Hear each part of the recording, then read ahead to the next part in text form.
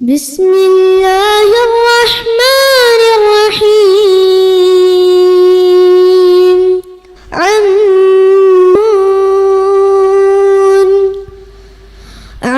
النبأ العظيم الذي هم فيه مختلفون كلا سيعلمون ثم كلا سيعلمون. அஸ்ஸலாமு அலைக்கும் வரஹ்மத்துல்லாஹ். கடந்த இரவுகளில் அல்லாஹுவோடு நெருங்குவது சம்பந்தமான சில விஷயங்களை நாம் பார்த்தோம். முதல்ல அல்லாஹு அக்பர், அதனை தொடர்ந்து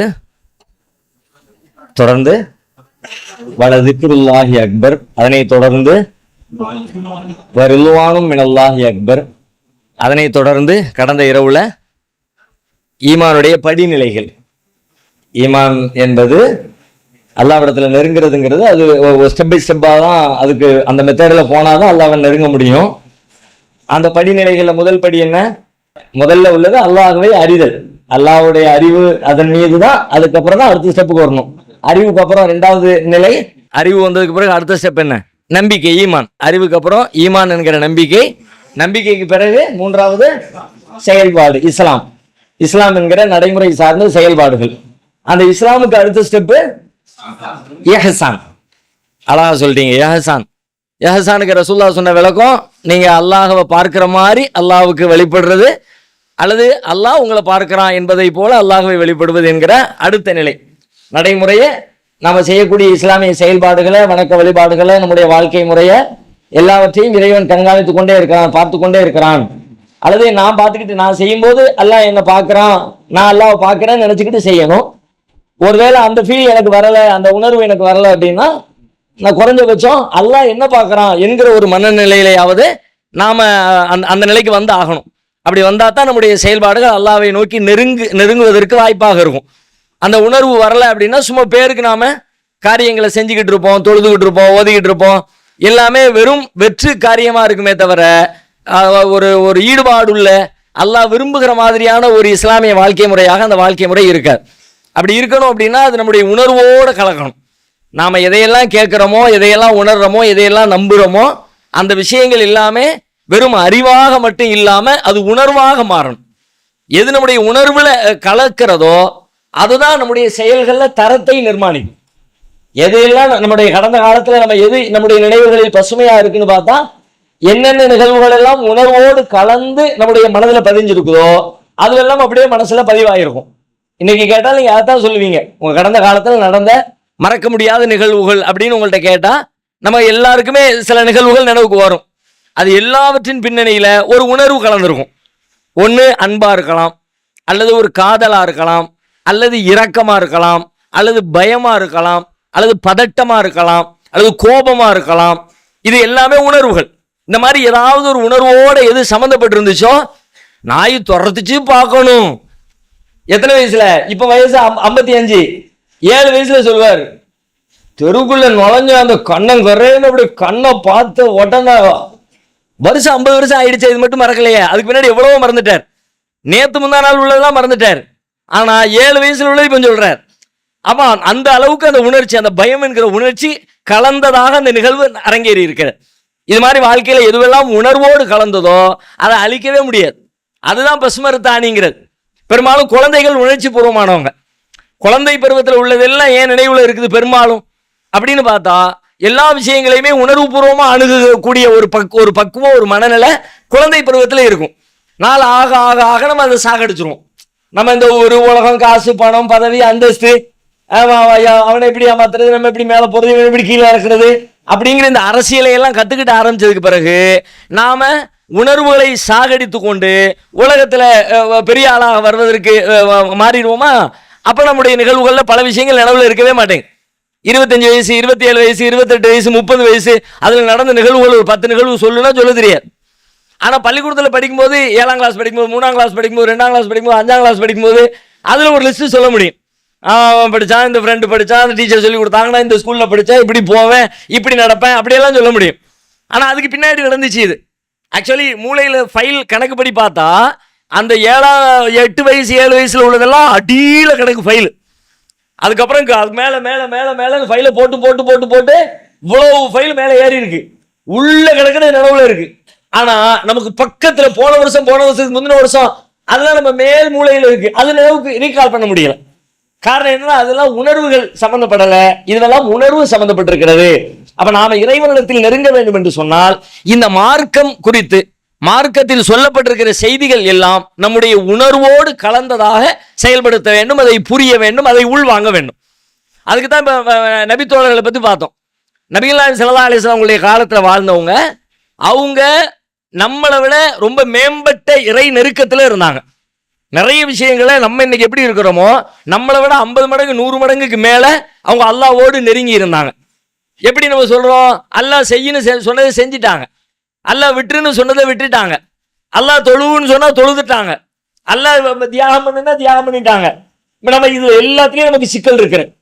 எல்லாத்துலையும் கொஞ்சம் செய்கிறோம், ஒரு பேருக்கு செய்கிறோம், ஒரு சமூகத்துக்கு செய்கிறோம், குடும்பத்துக்கு பயந்து செய்கிறோம், ஆசிரியருக்கு பயந்து செய்கிறோம், பெற்றவங்க தப்பாக நினைப்பாங்களேன்னு செய்கிறோம். இந்த மாதிரி பல காரணங்களுக்காக வேண்டி செய்கிறோம்.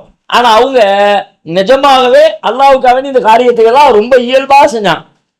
வருஷக்கணக்கில் பழக்கப்பட்டு போன காரியங்களை கூட அல்லாஹ் கூடாதுன்ட்டானா ஓகே வேண்டாம், அல்லாஹ்வுடைய பாசம் போயிடும், அல்லாஹ்வுடைய கோபத்துக்கு ஆளாயிரும்னா எதுக்கு அது அப்படின்னு அவங்களால விட முடிஞ்சிச்சு.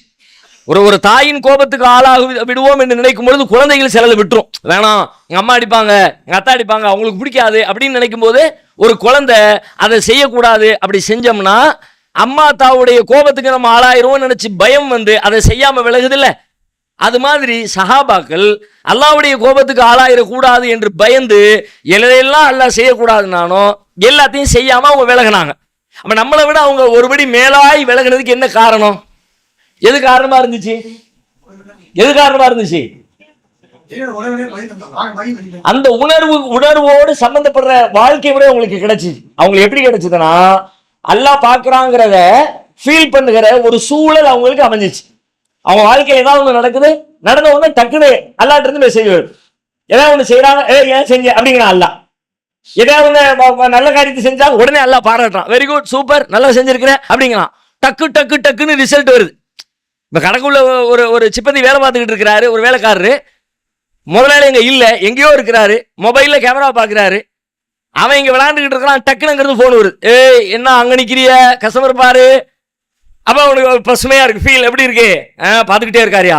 அதே மாதிரி சஹாபாக்களுக்கு இருந்துச்சு. ஏன்னு குர்ஆனை நீங்கள் திறந்து பாருங்க, நபிகளாருடைய வாழ்க்கையில் நடந்த நிகழ்வுகளுக்கு தானே அல்லாஹ் குர்ஆன் இருக்கலாம். எல்லாமே உணர்ச்சி பூர்வமா டக்குன்னு. அப்போ எல்லா நேரமும் எல்லாம் அலர்ட்டாக இருந்தாங்க. சில நேரங்களில் பயம், என்னத்தையாவது ஒன்று சொல்லிடக்கூடாதுப்பா, டக்குன்னு அல்லா நம்ம சொல்லிட்டோம்னா வாயை பற்றிக்கிட்டு இருந்தாங்க. சில விஷயங்களை கேட்கறதுக்கு தயங்கிக்கிட்டு இருந்தாங்க. அப்படியே சில சஹாபாக்கள் சொல்லுவாங்க, நாங்கள் இதை பற்றி கேட்கணும்னு நினச்சோம், ஆனால் கேட்டு அது ஒருவேளை அல்லாஹ்வுக்கு பிடிக்காம இருந்து இதையெல்லாம் இப்படியெல்லாம் கேட்குற அப்படின்னு என்னத்தையாவது ஒன்று சொல்லி அப்படியே அல்லாஹ் வசனம் இறக்கி வச்சுட்டாங்கன்னா கடைசியாக கியாமத் நாள் வரைக்கும் நம்ம திட்டி பேசிக்கிட்டே இருப்பாங்களே. இப்போ நம்ம குர்ஆன் ஓதுனா அதான் அர்த்தம். குர்ஆன்ல அல்லாஹ் யாருக்கு தப்பத்தியதா அபீலஹபிம் தப்பு, அபூலஹபுடைய 2 கரங்களும் நாசமடையட்டும், அவனும் நாசமடைந்தான். எப்போ உள்ளவன் அவன். இன்னைக்கு நம்ம திட்டிகிட்டு இருக்கோம்ல, நம்ம மட்டுமா திட்டுறோம். போன நூற்றாண்டு, அதுக்கு முந்தின நூற்றாண்டு, அதுக்கு முந்தின நூற்றாண்டு, அதுக்கு முந்தின நூற்றாண்டு, இனிமே அடுத்து வரக்கூடிய நூற்றாண்டு, அதுக்கு பிறகு கியாமத் நாள் வரைக்கும் வர்ற எல்லா குர்ஆன் ஓதுற எல்லாரும் சேர்ந்து திட்டுறோம் அவனை. தப்பத்தியதா அபீலஹப். சஹாபாக்களுக்கு இப்படி ஒரு பயம் இருந்துச்சு, என்னத்தையா ஒண்ணு கிடக்க ஒண்ணு கேட்டு அது தப்பா போய் டக்குனு அல்லாஹ் வசனத்தை இறக்கி வச்சு, எதுக்கு யாராவது வெளியூர்ல இருந்து வரமாட்டாங்களா, இப்படியே சொல்றாங்க. யாராவது வெளியூர்ல இருந்து வரமாட்டாங்களா, இந்த பயமெல்லாம் இல்லாத ஆள் யாராவது வரமாட்டாங்களா, அப்படியே பயமே இல்லாம டக்குன்னு கேட்க மாட்டாங்களா, அந்த கேள்விக்கான பதில ரசூலுல்லாஹ்விடம் நாம பெற்றுக்கொள்ள மாட்டோமா, இப்படியெல்லாம் நாங்க நினைச்சுக்கிட்டு இருந்தோம். அப்படின்னா அப்படியே பசுமையா இருக்கு. பார்க்கறாங்கிற அந்த ஃபீல் வந்து அப்படியே 24 மணி நேரமும் அல்லாஹ் கவனிக்கிறாங்கிற அந்த சிந்தனை அவங்களுக்கு அவ்வளவு பசுமையா இருந்துச்சு. குர்ஆன்ல நிறைய நிகழ்ச்சிகளை பார்க்கலாம். உதாரணத்துக்கு சொல்லுங்களேன், அது மாதிரி நிகழ்ச்சிகள் ஏதாவது இது மாதிரி ஒரு உணர்ச்சிகரமான நிகழ்வு நடந்து முடிஞ்ச உடனே அல்லாஹ்விடமிருந்து வஹி வந்து அது சம்பந்தமா ஒரு பெரிய வாத பிரதிவாதங்கள் ஓடிய உங்களுடைய நினைவுகளில் இருக்கிற சில குர்ஆனில் சொல்லப்பட்ட வரலாற்று செய்திகளை சொல்லுங்க பார்க்கலாம், நினைவுபடுத்துங்க. நிறைய சொல்லலாம். ஏன்னா ஒரு சஹாபி ரசூல் ஸல்லல்லாஹு அலைஹி வஸல்லம் அவங்கள விட சப்தமா பேசினாரு. குர்ஆன்ல அல்லாஹ் வசனம் இறக்கி வச்சிருந்தான். என்ன வசனம் இறக்கியிருந்தா, அல்லாஹ்வுடைய தூதரோட ஒரு சப்தத்தை உயர்த்த கூடாது. இன்னல்லதீன யகுல்லூன அஸ்வாத்தஹும் இன்த ரசூலில்லாஹ், அல்லாஹ்வுடைய தூதர் இருக்கும்போது அவங்க சத்தத்தை விட உங்க சத்தம் உசரக்கூடாது அப்படின்னு அல்லாஹ் ஒரு வசனம் இறக்கலாம். ஒரு சஹாபி சாபித் பின் கைஸ்னு நினைக்கிறேன், அவரு அந்த வசனம் இறங்கின பிறகு பள்ளியாச பக்கம் ஆளே காணும். இந்த சாபித் பின் கைஸ் யார் அப்படின்னு கேட்டா, ரசூலுல்லாவுக்கு வலது கை மாதிரி. ரசூலுல்லாஹ் ஹத்தீப் ரசூலுல்லாஹ்மாங்க, ரசூலுல்லாவுடைய ஸ்போக் பர்சன். ரசூலுல்லாஹ் எதையாவது சொல்ல நினைச்சாங்கன்னா சில நேரங்களில் நீ சொல்லம்பாங்க. அவர் நல்ல கணீர் குரல் அப்படி எந்திரிச்சுன்னு ஒரு பெரிய அறிவிப்பு செய்வார். அப்ப ரசூலுல்லாவுடைய பிரதிநிதி மாதிரி ரசூலுல்லாஹ் சொல்ல நினைச்சதை சொல்ற அளவுக்கு உண்டான கெப்பாசிட்டி ஆளா, குரல் கனமா இருக்குமா. இவர் என்ன பண்ணிட்டாரு, அல்லாஹ்வுடைய தூதரோட சத்தம் கூட கூடாதா, நான் போய் நின்னாலே எனக்கு சும்மா பேசினாலே இப்படித்தானே இருக்கும், ரசூலுல்லாவுடைய சப்தத்தோட என் சப்தம் ஹைட்டா கூட தானே இருக்கும். பயந்துக்கிட்டு வீட்டிலே ஆள் உட்காந்து வரவே இல்லை பள்ளியாச பக்கமே. ரசூலுல்லாஹ் எங்க ஆளை காணோம், ஆளை கூட்டு வா பார்த்துட்டு வா. வீட்டில் உட்காந்து அழுதுகிட்டு இருக்காரு. என்னப்பா என்ன விஷயம், இந்த மாதிரி வசனம் இறங்கிருச்சு, அல்லாஹ் என்ன சபிச்சிருவானோ நான் பயப்படுறேன், என்ன செய்யறதுன்னு தெரியல. ரசூலுல்லாஹ் இருந்து சொல்லுவாங்க, இப்படி நினைச்சு அழுதுகிட்டு இருக்காரு, அல்லாஹ் இப்படி சொல்லிட்டான். அப்ப அல்லாஹ்வுடைய தூதர் சொல்லிடுவாங்க, இல்ல இல்ல அவர் ஃபில் ஜன்னா, அவர் நரகவாசி கிடையாது, அவர் அல்லாஹ்வுடைய கோபத்துக்குரியவர் கிடையாது, அல்லாஹ்வுடைய விருப்பத்துக்குரிய மனுஷன் தான், அதை இதை சொல்லப்பா அப்படின்னு சொல்லிட்டு அவருக்கு நற்செய்தி சொல்லி கூட்டிட்டு வாங்கன்னு சொல்லி சொல்லுவான். இப்ப பாருங்க, இந்த நிகழ்ச்சி அந்த ஊர்ல எவ்வளவு பரபரப்பா பேசும், அவருக்கு எப்படி இருந்திருக்கும். இதை சொன்ன உடனே இப்படி ஒரு வசனம் இறங்குது, அந்த வசனத்துக்கு பிறகு இப்படி ஒரு நிகழ்ச்சி நடக்குது, அதை ரசூலுல்லாஹ் அவருக்கு நற்செய்தி சொல்றாங்க, இந்த மாதிரியான விஷயங்கள் பேசப்படுதுன்ன உடனே அவருக்கு அது எவ்வளவு பெரிய உணர்ச்சிகரமான விஷயமா இருந்திருக்கும். அவர் வாழ்நாள் முழுக்க இதை மறந்துருக்க முடியுமா? அவர் பக்கத்து வீட்டில் உள்ளவங்க உங்க வீட்டில் கொஞ்சம் அதி போக்குறது பத்தியா பத்தியா பத்தியா ஊரெல்லாம் பேச்சா கிடக்கும்ல, ஊரெல்லாம் பேச்சா கிடக்கும்போது அது எவ்வளவு பசுமையா இருக்கும். இப்ப நமக்கு எல்லாம் தெரிஞ்ச, நம்ம எல்லாரும் இயல்பா உறவாடுகிற விஷயங்கள் மறக்கவே மறக்காத ஒரு வெளிதான். டக்குன்னு நியூஸ்ல போட்டு விட்டாங்க, ஸ்டாலின் அப்படி பேசினார், வக்ஃபு திருத்த சட்டத்திற்கு எதிராக இன்றைக்கு பேரவையில் மசோதா தீர்மானம் நிறைவேற்றப்பட்டது, நியூஸ் வந்துச்சா இன்னைக்கு. அவன் எல்லாரும் பார்த்துட்டோன்னு வைங்க, எத்தனை பேர் பார்த்தோம் பார்க்கணும் தெரியல, பார்த்துட்டோன்னு வைங்க, ஓ பரவாயில்லப்பா ஒரு பெரிய பஞ்சாயத்தா பரவாயில்ல கட்சா நின்று பேரவையில தீர்மானம் நிறைவேற்றி சென்ட்ரல் கவர்மெண்ட்டுக்கு எதிராக முஸ்லிம்களுக்கு ஆதரவாக வக்ஃபுக்கு ஆதரவாக நம்ம தமிழ்நாடு முதலமைச்சர் நின்றுருக்கார் அப்படிங்கும் போது ஒரு ஃபீல் வரும்ல. அந்த ஃபீல் எனக்கு மட்டும் உள்ளதில்லை, யாரெல்லாம் அதை தெரிஞ்சுக்கிட்டோமோ எல்லாருக்கும் அந்த ஃபீல் வரும், எல்லாருக்குமே ஒரு நல்ல அபிப்பிராயம் வரும். அது ஒரு ஒரு வகையில நம்ம சமூகத்துக்கு செய்யப்பட்ட நன்மையை நினைக்கும் பொழுது அது நம்முடைய உணர்வோட கலகம். இந்த மாதிரி எக்கச்சக்கமான நிகழ்ச்சி வேற ஏதாவது சொல்லுங்க பார்க்கலாம். வேற வேற ரசூலுல்லாஹ் ஒரு நாள் பேசிக்கிட்டு இருப்பாங்க, கண்ணு தெரியாத சாபி ஒருத்தர் வருவாரு, ரசூலுல்லாஹ்க்கு சலாம் சொல்லுவாரு. ரசூல் ஸல்லல்லாஹு அலைஹி வஸல்லம் என்னடா இந்த நேரத்துல இந்த மனுஷன் வந்துட்டாரு அப்படின்னு நினைச்சு கடுகடுப்பா, அவருக்கு கண்ணு தெரியாது. ரசூலுல்லாஹ் அவர் பார்த்தபடியே ஒரு சிடு சிடுன்னு மூஞ்சி திருப்பிக்குவாங்க. அல்லாஹ் உடனே வசனம் இருக்கான், அபஸ வத்தவல்லா, இந்த முகமது கடுகெடுக்கிறார், அவர் அஞ்சாஹுல் அமா, ஒரு குருடர் அவரிடத்துல வருகிற பொழுது முகம் திருப்புகிறாரா, யாருக்காக வேண்டி இவர் யாரை பகைக்க நினைக்கிறாரு அப்படின்னு ரசூலுல்லாஹ் கண்டிச்சு. இப்ப எப்படி அவருக்கு எப்படி இருந்திருக்கும், அவருக்கே ரசூலுல்லாஹ் கடுகடுப்பா மூஞ்ச திருப்பினது அவருக்கு தெரியாது, ஏன்னா அவருக்கு கண்ணு தெரியாத. ரசூலுல்லாஹ் திட்டிருந்தா கூட தெரிஞ்சிருக்கும், கண்ணு தெரியாது. இப்ப அல்லாஹ் வசனம் இறங்கின உடனே அல்லாஹ் வசனம் பாத்தியா கேள்விப்பட்டியா, நேற்று என்ன வசனம் இறங்குச்சா, அந்த உம்மி மக்தூம் சம்பந்தமா பேருக்காக அந்த ஆளு போன இடத்துல ரசூலுல்லாஹ் இப்படி பண்ணி விட்டாங்களாம், ஊர் உலகத்தையே தெரியாது, ஆனா ஊருக்கிழமை தெரிஞ்சு போயிரு வசனம் இறங்கின உடனே. அது வரைக்கும் யாருக்கு தெரியும், ரசூலுல்லாஹ்க்கு மட்டும் தெரியும், அல்லாஹ்வுக்கு மட்டும் தெரியும், ரெண்டு பேருக்கும் தெரிஞ்ச செய்தி வசனம் இறங்கின உடனே ஊரெல்லாம். அதே இது மாதிரி எக்கச்சக்கமான நிகழ்வுகள். ஒரு கட்டத்தில் நீங்க பாத்தீங்கன்னா ஒரு வசனம் குர்ஆன் அதை எடுத்து வாசிச்சீங்கன்னா நல்லா இருக்கும். நான் அந்த வசனம் நம்பர் சொல்றேன், 9வது அத்தியாயம் 38வது வசனம், 38ல இருந்து. இந்த மாதிரி நிறைய இருக்கு, சாம்பிளுக்கு 1-2 பார்த்து நம்ம அடுத்த மேட்டருக்குள்ள போயிடலாம். ஒரு தூரமான போர்க்களத்துக்கு போகணும்னு அறிவிப்பு வருகிறது. மூமின்கள்ல ஒரு சாராரு போறதுக்கு தயங்கிக்கிட்டு நிக்கிறாங்க, போருக்கு போகணுமா அப்படின்னு. ஏன் போருக்கு போய்கிட்டு, அது கொஞ்சம் சிரமம்ல, நிறைய இழப்பு இருக்க, துன்பமா இருக்க, எல்லாத்தையும் விட்டுட்டு போக வேண்டியது இருக்க, வியாபாரம் போக்குவரத்து பல விஷயங்கள் இருக்குது அப்படின்னு தயங்குறாங்க. இப்பதான் அல்லாஹ் வசனம் இருக்கிறான், யா அய்யுஹல்லதீன ஆமனு மாலக்கும், மூமின்களே உங்களுக்கு என்ன ஆச்சு, இதா கீலலக்கும் இன்ஃபிரு ஃபீ சபீலில்லாஹி, அல்லாஹ்வின் பால் புறப்பட்டு செல்லுங்கள், போருக்கு புறப்பட்டு செல்லுங்கள் என்று சொல்லப்பட்டால், சாக்கல்தும் இலல் அருள், பூமியின் பக்கம் நீங்கள் சாய்ந்து விடுகிறீர்களா, அரலீத்தும் பில் ஹயாத்தி துன்யா, இந்த உலக வாழ்க்கையில நீங்க திருப்திப்படுறீங்களா, ஃபமா மதாவுல் ஹயாத்தி துன்யா ஃபில் ஆகிரத்தி இல்லா கலீல், மறுமையோடு கம்பேர் பண்ணும்போது இந்த உலகம், நீ காசு, பணம், தொழில், தோட்டம் எல்லாம் அற்பம். இல்லா தன்பிரு யுஅذிபுக்கும் அதாபன் அலீமா. கிளம்பல அல்லாஹ் சொல்லலாம், மரியாதையா போருக்கு கிளம்பல, யுஅذிபுக்கும் அதாபன் அலீமா, கடுமையான வேதனை, சும்மா விட மாட்டானா. வயஸ்தபதில் கௌமன் கையக்கும், உங்களை எல்லாத்தையும் காலி பண்ணிட்டு வேற டீமை கொண்டு வந்துருவேன், வேற கவுமுகள், வேற கூட்டத்தை கொண்டு வந்துருவேன். சும்மலா யகூனு அம்சாலக்கும், அவங்க உங்கள மாதிரி இருக்க மாட்டாங்க, சொன்ன உடனே கேட்டுருவாங்க, போனா போயிடுவாங்க. இப்ப என்ன போருக்கு போங்கன்னு சொன்னா வீட்டுல ஊர்ல அந்த பஞ்சாயத்து இந்த பஞ்சாயத்து போக முடியாது, வைக்க முடியாது. என்ன உங்களுக்கு என்ன ஆச்சு? விடல. மேலும் இல்லா தன்சுரு, இந்த தூதருக்கு உதவி செய்யுங்க, அவர் கூட சேர்ந்து போருக்கு செய்யுங்கன்னு சொல்லும் பொழுது உங்களுக்கு செய்ய மாட்டேங்கிறீங்களா? நீ செய்யலன்னு வச்சுக்க, நீங்க யாரும் இந்த தூதர் கூட போய் ஹெல்ப் பண்ற வேலையை பார்க்கலன்னா ஃபகத் நஸரஹுல்லா, கற்பனை பண்ணி பாரு, அல்லாஹ் அந்த தூதருக்கு உதவி செஞ்சுக்குவான். நீ தான் செய்யணும்னு ஒண்ணும்லாம் தேவை கிடையாது, அல்லாஹ் செய்வான்.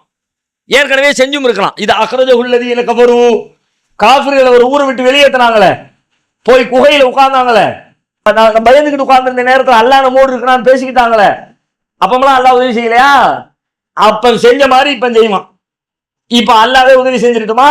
நீ செய்யறதுக்கு வருவியா இல்லையா? இப்போ இப்ப நல்லா பாருங்க, இது ஒரு நீண்ட தொடரா பேசுகிறது. இந்த சிச்சுவேஷன்ல மக்கள் சில பேர் போக வேண்டாம் நினைச்சுக்கிட்டு இருக்கும்போது இப்படி ஒரு கடுமையான வசனம் இறக்கப்பட்டா இதை படிக்கிற அந்த உணர்வு ஏற்பட்ட மக்களுடைய உள்ளத்துல எப்படிப்பட்ட ஒரு பயம் ஏற்பட்டிருக்கும் பாருங்க. சாதாரணமா இருந்திருக்காது, அப்படியே அச்சத்துல உறைஞ்சு போயிருப்பாங்க. வார்த்தையும் அவ்வளவு கடினமா. ரவீத்தும்பில் ஹயாத்தி துன்யா, உலக வாழ்க்கையில திருப்தி படுறீங்களா நீங்க? போகலன்னு வச்சுக்க, எப்படிங்கிறான்? இல்லா தன்சுருஹு ஃபகத் நஸரஹுல்லா, நீ உதவி செய்யலாட்டி அல்லாஹ் உதவி செய்வான்.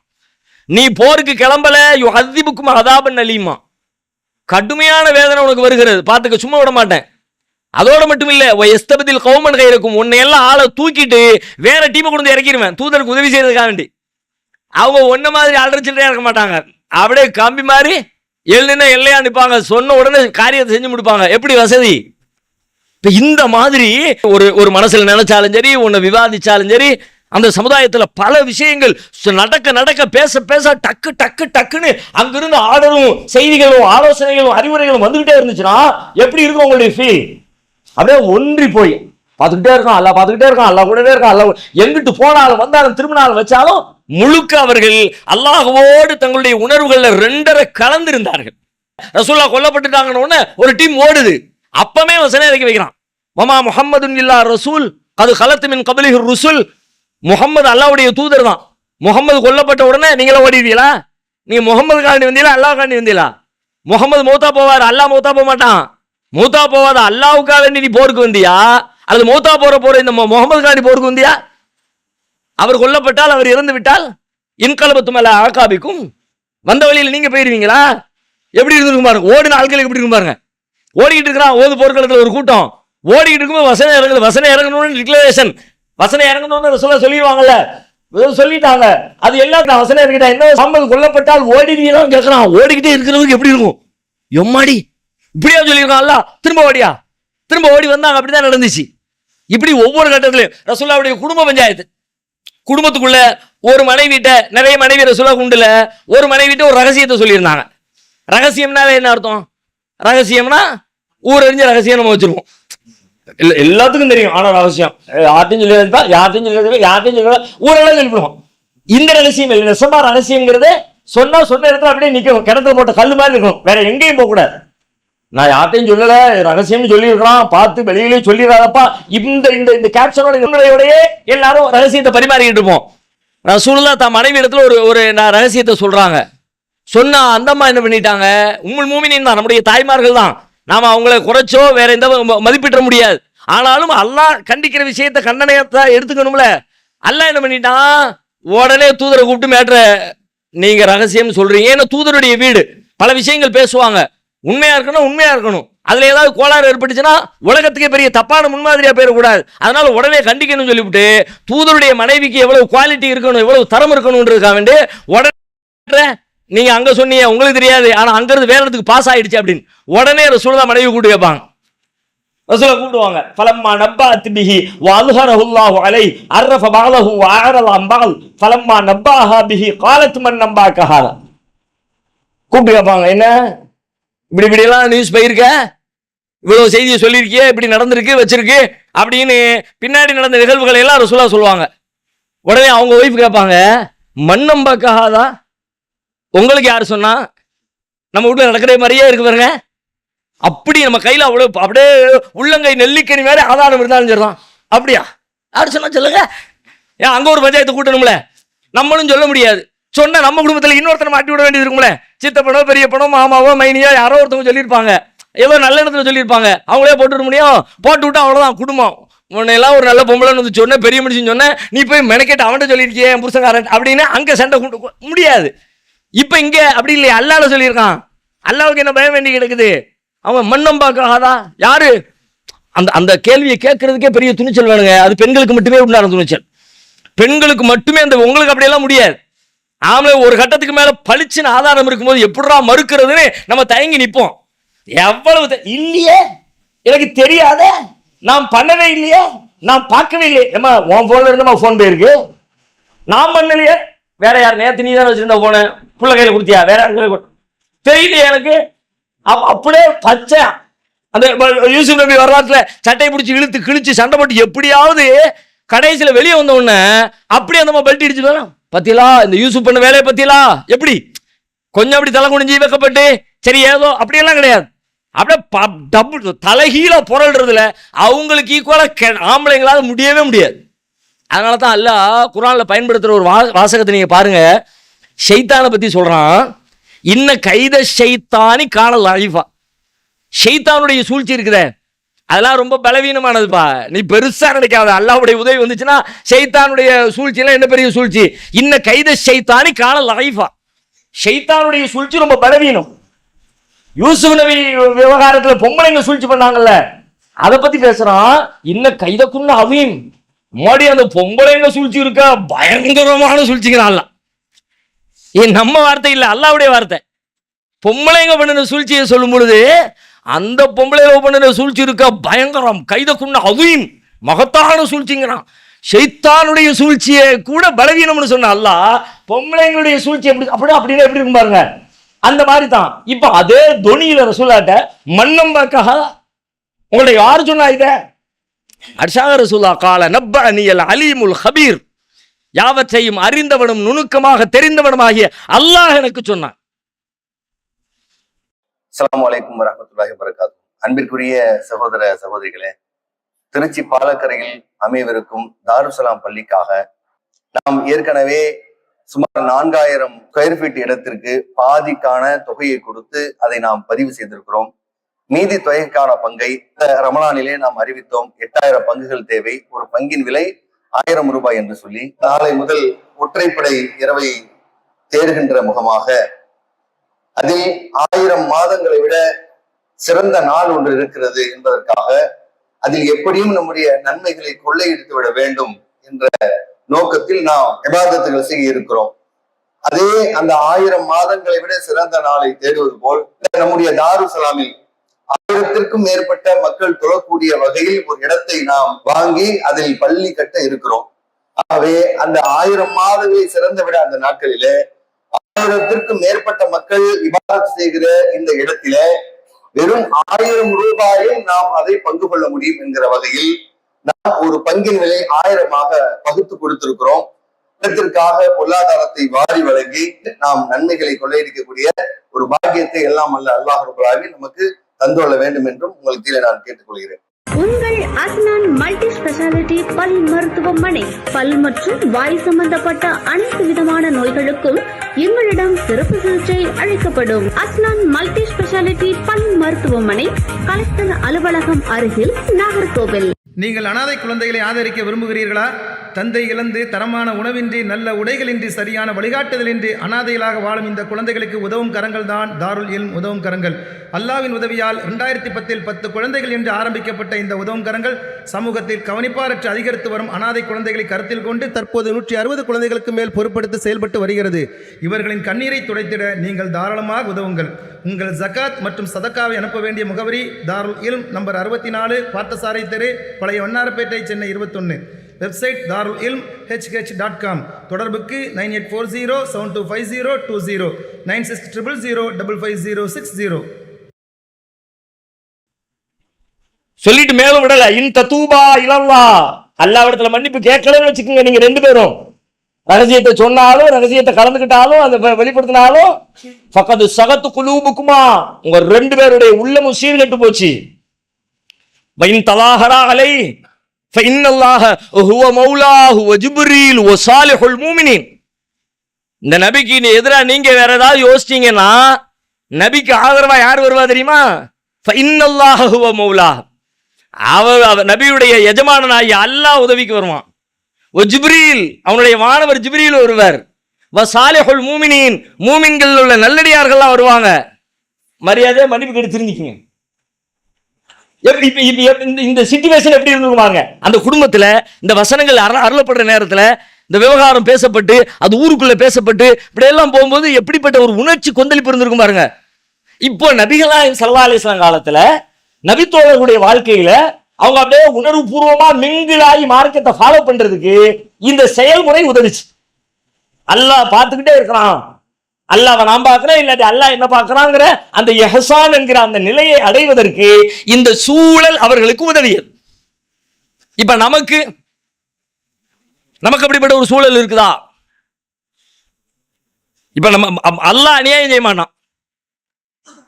இஹ்சானான முறையில் நீ வழிபடணும்னு சொன்ன அல்லாஹ் அவங்களுக்கு மட்டும் அந்த இஹ்சானை பெறுவதற்குரிய எல்லா வாய்ப்புகளையும் கொடுத்துட்டு நமக்கு கொடுக்காம இருந்திருப்பானா?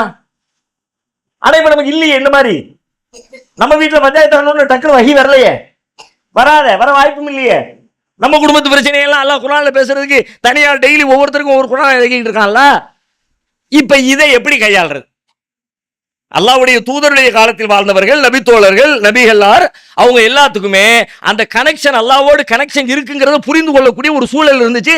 புரிஞ்சுக்கிட்டாங்க, இயல்பா கட்டுப்பட்டுட்டாங்க. சர்வலோகங்களின் ரட்சகனிடமிருந்து செய்தி வந்திருக்குது, வர அதுக்கு ஒபே பண்ணிக்கிட்டே இருந்தாங்க, அவங்க கட்டுப்பட்டு நடந்துகிட்டே இருந்தாங்க. இப்ப நாம அந்த நிலைக்கு வரணும்னா என்ன செய்யறது? வர முடியுமா முடியாதா? அதுக்கு ஏதாவது வாய்ப்பு இருக்கா இல்லையா? நம்ம இல்லை யாராவது அதுக்கு முயற்சி எடுத்திருக்கிறோமா? எடுத்தா என்ன முயற்சி? உங்களுடைய அனுபவத்தை சொல்லுங்க. ஏன்னா இது ரொம்ப முக்கியமான விஷயம். இதுக்கு தீர்வு காணலாட்டி நம்ம தொழுகையோ நம்முடைய வழிபாடோ எல்லாமே கசக்கி துப்புன சக்கையா இருக்கும், ஜீவன் உள்ளதா இருக்காது. மிஷின்ல ஆட்டப்பட்ட கரும்பினுடைய சக்கையை போல அல்லாஹ் அந்த ஃபீல் அத்தியாயத்துல சொல்லுவாங்கல்ல, ஃபஜஅலஹும் கஅஸ்ஃபின் மௌகூல், மென்று உமிழப்பட்ட வைக்கோல்களை போல. அப்படி மென்று உமிழப்பட்ட வைக்கோல் மாதிரி என் தொழுகை இருக்க கூடாது. அதுல உள்ள சாரா இருக்கணும், அதுல மெயின் எதுவோ அதுவா இருக்கணும். ஜூஸ் போட்டு அந்த ஜூஸா இருக்கணுமே தவிர ஜூஸ்ல இருந்து மிச்சமான சக்கையா இருக்க கூடாது. இப்ப நம்முடைய வழிபாடுகள் எல்லாம் சக்கையா மாறுகிறதா அல்லது ஜூஸாக ஏற்றம் பெறுகிறதானா எல்லாமே இந்த உணர்வுல தான் இருக்கு. உணர்வு மிங்கிலாச்சா இல்லையா? இப்ப நம்ம மிங்கில் ஆகிறோமா ஆகலையா? யாருக்கு எப்படி மிங்கில் ஆகுது? ஒருத்தருக்கு இருக்கிற அனுபவத்தை ஒருத்தருக்கு சொல்லிக் கொள்வதன் வழியாக இந்த விஷயத்தை நாம கையாள வேண்டிய தேவை இருக்கிறது. சொல்லுங்க, யாருக்காவது உங்களுடைய அனுபவங்களை ஷேர் பண்ணீங்க. இல்ல நான் இப்படி நினைக்கிறேன், அதனால நான் உணர்வு பூர்வமாக தொழுகையில அட்டாச் ஆயிடுறேன், நான் சும்மா ஏனோ தானோ அல்ஹம்துலில்லாஹ் குனிஞ்சு நிமிர்றது இல்லை, நான் உணர்வோட தான் நிற்கிறேன், உணர்வோட தான் ஒரு காரியத்தை நான் செய்யறேன், எனக்கு அந்த உணர்ச்சிகள் எழுந்து கொண்டே இருக்கிறது, நான் அப்படித்தான் டிராவல் பண்ணிக்கிட்டு இருக்கிறேன் என்று நீங்க உங்க லைஃப்ல எதை வைத்து அந்த உணர்ச்சியை பெறுறீங்க? அல்லது உணர்ச்சி பெறவே இல்லையா? உணர்ச்சி பெற முயற்சி எடுத்தீங்களா? முயற்சி தோல்வி அடைஞ்சிருச்சா? உங்களுடைய அனுபவங்களை சொல்லுங்க. குர்ஆனுடைய வசனங்களை அர்த்தத்தோட கவனிக்கும் பொழுது கொஞ்சம் உணர்வு ஒன்றுகிறது. ஓகே, வெரி குட், சூப்பரான ஒரு செய்தி. இபாதத்துல தொழுகையில உணர்வு ஒன்றணும் அப்படின்னா ஏதோ பொருள் புரியாம உட்கார்ந்துக்கிட்டு அல்ஹம்துலில்லாஹ் கேட்கும்போது ஒன்றும் டச் ஆக மாட்டேங்குது. ஆனால் அர்த்தத்தை கவனிச்சுக்கிட்டு அதை உள்வாங்கிக்கிட்டே பின்னாடியே வந்தா அல்ஹம்துலில்லாஹி ரப்பில் ஆலமீன் இய்யாக நஅபுது வ இய்யாக, ஒன்றை தான் ஒன்னையே வணங்குறோம், எல்லாம் ஒன்றை தான் ஹெல்ப் கேட்கிறேன், உதவி கேட்கிறேன், நீ தான் எனக்கு உதவி செய்யணும், அப்படியெல்லாம் அதை புரிந்து கொள்கிற பொழுது அது லைட்டா டச் ஆகுது. அந்த உணர்ச்சியோட உணர்வு பூர்வமா நான் தொழுவதற்கு ஒரு வாய்ப்பாக இருக்கிறது. ஒரு வழி வேற, அந்த உணர்வு இயல்பாக வருதல் என்பது ஒண்ணு, நாம அந்த உணர்வை தருவித்தல் என்பது ஒண்ணு. இயல்பா வந்துருச்சுன்னா அது பெரிய கிஃப்ட். இயல்பா வந்துருச்சுன்னு வச்சுக்கோங்க. உதாரணமா குர்ஆன்ல ஒரு இடத்துல சஹாபாக்களை பத்தி அல்லாஹ் சொல்றான், ரொம்ப அருமையான வசனம், சூரத்துல் ஹுஜராத். அது நீங்க ரொம்ப மனனம் செய்து இந்த பிரச்சனைக்கு அல்லாஹ்வோடு நெருங்குவதற்கு அல்லாஹ்விடத்திலே பிரார்த்திக்க வேண்டிய நாம ஒரு வகையில சொல்றதா இருந்தா இந்த ஒற்றைப்படை இரவுகள் எல்லாவற்றிலையுமே கூட அந்த ஒரு துவாவையே நாம செய்திருந்தாலே போதுமானது போல. அந்த அளவுக்கு ரொம்ப அற்புதமான ஒரு மிக மிக முக்கியத்துவம் வாய்ந்த இந்த பிரச்சனைக்கு தீர்வு சொல்லக்கூடிய ஒரு வசனம் அது. அதுல அல்லாஹ் சொல்றான், நபி தோழர்களை பத்தி பேசும்போது ரொம்ப அற்புதமா இருக்கும். நல்லா கவனிச்சு உள்வாங்குங்க. 1க்கு 2 இல்ல 3 தடவை 5 தடவை இந்த ஒரு வசனத்தை நீங்க படிச்சு உள்வாங்கிட்டு போனாலே இந்த சப்ஜெக்ட் இந்த தலைப்பு எல்லாம் பரிபூர்ணம்னு நான் சொல்லிடுவேன். அல்லாஹ் ஈமான் இறை நம்பிக்கையை ஹப்பப இலைக்குமுல் ஈமான், உங்களுக்கு ஈமானை பிரியத்திற்குரியதாக ஆக்கினான். மனசுக்குள்ள இயல்பாகவே ஈமான் இறை நம்பிக்கை சார்ந்த காரியங்கள் எல்லாமே ரொம்ப பிரியமா அதை செய்யணும்னு ஆசையா ஈடுபாட்டா ஆர்வமா மனசுக்குள்ள அல்லாவே ஏற்படுத்தினான். நான் முயற்சி எடுக்கிறதெல்லாம் 2ஆம் பட்சம்.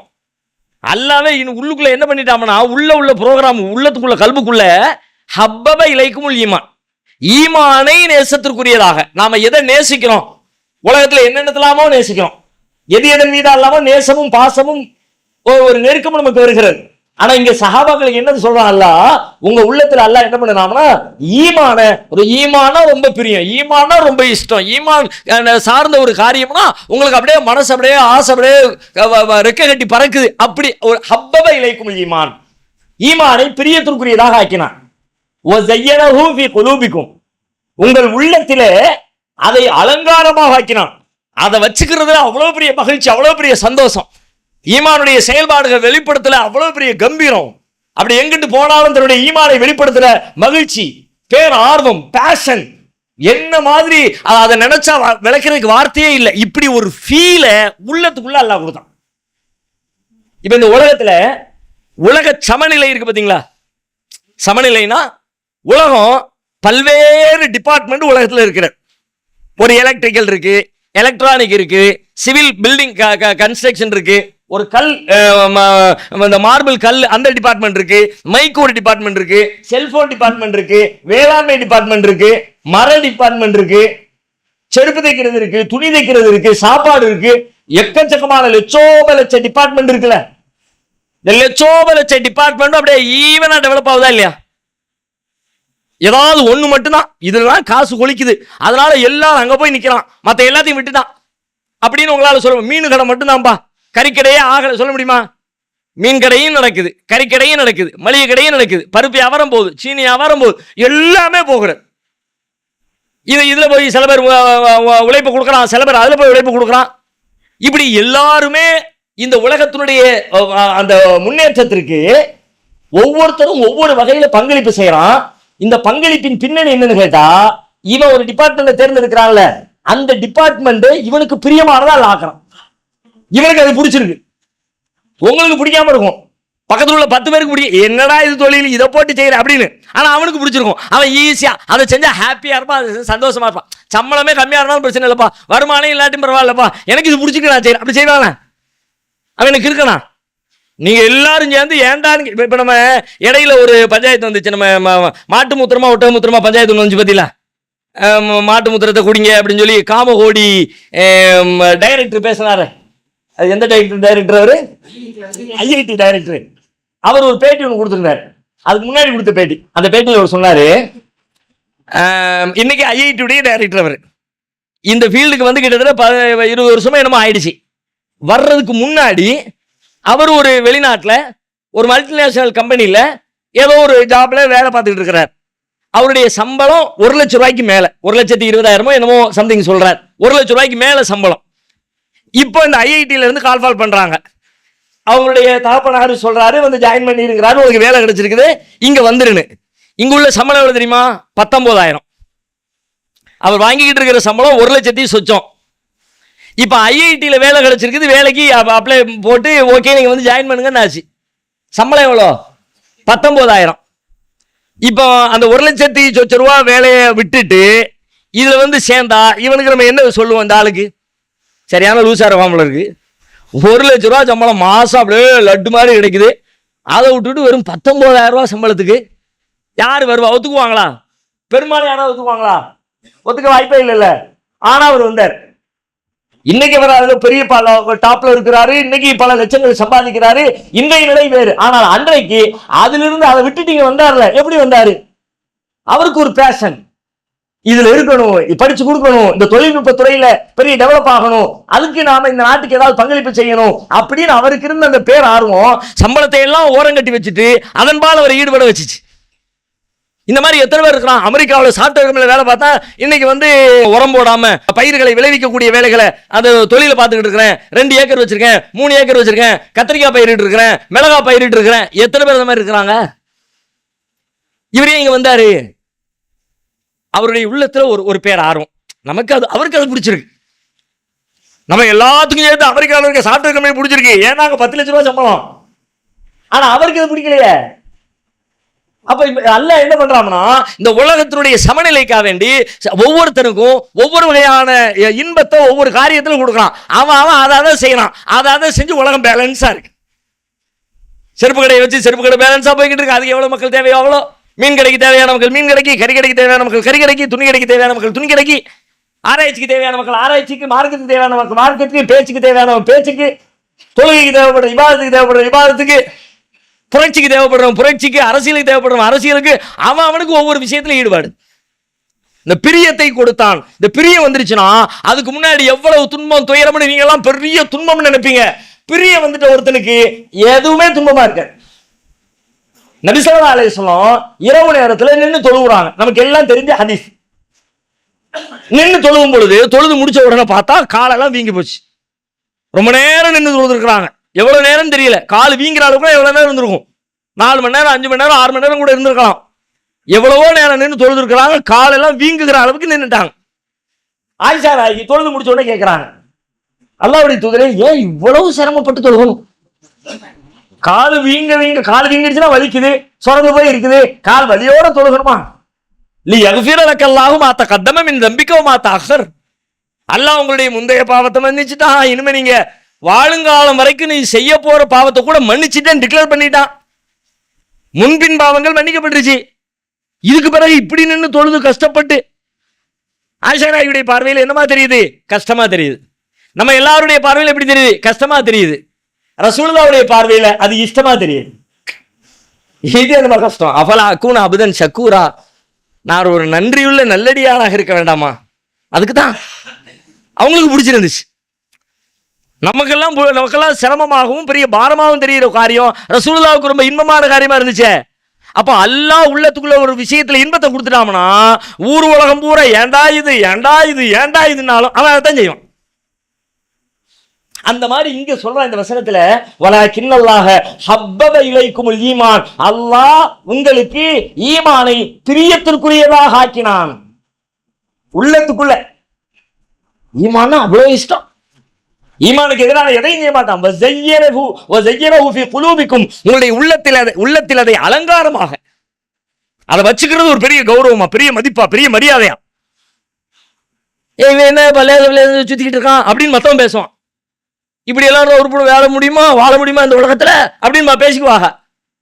ஆனா அவருக்கு இப்படி இருந்தா தாண்டா வாழ்க்கை, இதாண்டா ரப்புக்கு அடிமையா இருக்கிறது. நீ எல்லாம் உலகத்துக்கு அடிமை, நீ பணத்துக்கு அடிமை, நீ காசுக்கு அடிமை, நீ தீனாருக்கு அடிமை, நீ திருகத்துக்கு அடிமை, நான் அல்லாஹ்வுக்கு அடிமைடா அப்படிங்கிறது அவருக்கு பெரிய கௌரவம், பெரிய மதிப்பு, பெரிய உணர்வு. இப்படி ஒரு ஃபீல் உள்ள வந்துட்டா எப்படி இருக்கும் யோசிச்சு பாருங்க. அதோட முடிக்கல.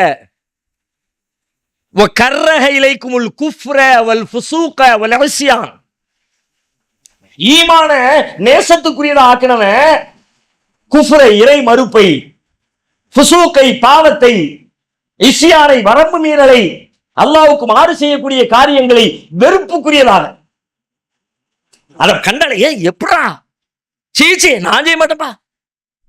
இப்ப சில விஷயங்கள் மேல நமக்கு அப்படி சில வெறுப்பு இருக்கும் பாருங்க. இப்ப பன்னிக்கறியை சாப்பிடுறதுன்னு சொல்லுவோமே ஒரு பேச்சுக்கு, மூஞ்சி சுளிக்கிறோம்ல, ஒரு வெறுப்பு இருக்குல்ல. பன்றிக்கறியை சாப்பிடுதுன்னு சொல்லும் பொழுது ஏற்படுற வெறுப்பு, அல்லது ஒரு மலம் கலந்த தண்ணியை குடின்னு சொல்லும் போது ஏற்படுற ஒரு வெறுப்பு,